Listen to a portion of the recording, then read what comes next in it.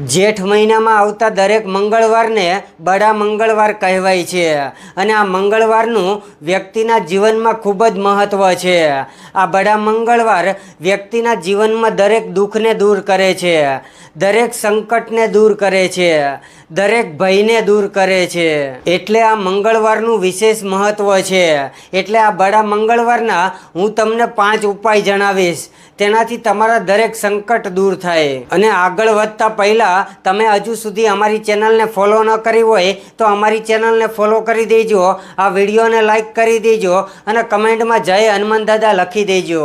જેઠ મહિનાનું અનેરું મહત્ત્વ છે. આ મહિનામાં આવતા દરેક મંગળવારને બડા મંગળવાર અથવા તો બુઢવા મંગળવાર તરીકે ઓળખવામાં આવે છે. આ વર્ષે અધિક માસના દુર્લભ સંયોગના કારણે 4ના બદલે 8 બડા મંગળવારનો વિશેષ યોગ બની રહ્યો છે. જેઠ મહિનાની શરૂઆત 2 મેથી શરૂ થાય છે અને પહેલો મોટો મંગળવાર 5 મે 2026ના રોજ આવશે. આ દિવસે હનુમાનજીને પ્રસન્ન કરવા માટે આવતા કેટલાક ખાસ ઉપાયો જીવનના અનેક દુઃખોને દૂર કરી શકે છે. પહેલો ઉપાય છે દેવામાંથી મુક્તિ મેળવવા માટે.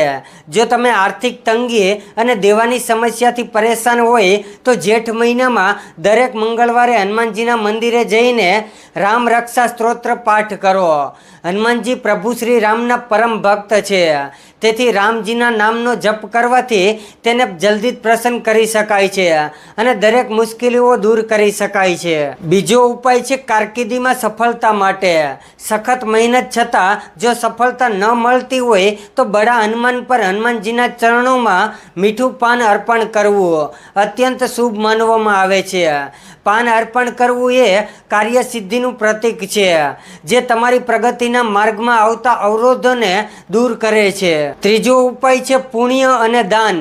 જેઠ મહિનાની ગરમીમાં જળ સેવા કરવાથી અને હનુમાનજીની પૂજા કરવાથી અનેક ગણું પુણ્ય મળે છે. સંકટ મોચનના આશીર્વાદથી મોટામાં મોટા સંકટ પણ ટળી જાય છે. ચોથો ઉપાય છે માનસિક શાંતિ અને સારા સ્વાસ્થ્ય માટે. માનસિક શાંતિ અને નિરોગી જીવન માટે હનુમાનજીને અત્તર અને કેવડાનો હાર ચડાવવો લાભકારક માનવામાં આવે છે અને આ દિવસે લાલ રંગના વસ્ત્ર પહેરવા પણ ખૂબ જ શુભ માનવામાં આવે છે. પાંચમો ઉપાય છે લગ્ન અને માંગલિક દોષ.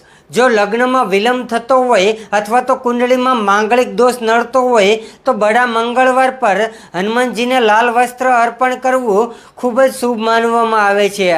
આ ઉપાયથી વૈવાહિક જીવનમાં દરેક સમસ્યાઓ દૂર થાય છે અને મંગળ ગ્રહની પ્રતિકૃત અસરો શાંત થાય છે. અને હજુ સુધી તમે અમારી ચેનલને ફોલો ન કરી હોય તો ફોલો કરી દેજો, વિડીયોને લાઈક કરી દેજો અને કમેન્ટમાં જય હનુમાન દાદા લખી દેજો. જય હનુમાન દાદા.